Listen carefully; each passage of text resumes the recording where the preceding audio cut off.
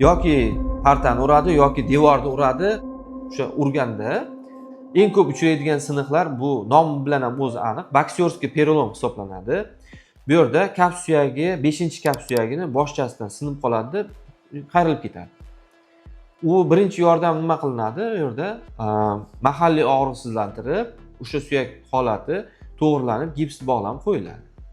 Gips bog'lanib qo'yiladi-da, bu yerda katta shish bo'lganligi hisobiga 5 kun, 10 kunlardan keyin qayta rentgen qilinadi. Agar birinchi qo'yilgan repozitsiya qilinish imkoniyati bo'lsa, suyak avvalgi holatiga qaytsa, unda bez operatsiya davolanadi. 7 kundan keyin, shishlar qaytgandan keyin, shishlar qaytishi bilan birgalikda suyak yana ikkilamchi smeshение beradi, ya'ni ikkilamchi qo'zg'alish beradi. Bunda уже operatsiya. Har xil operatsiya turlari bor.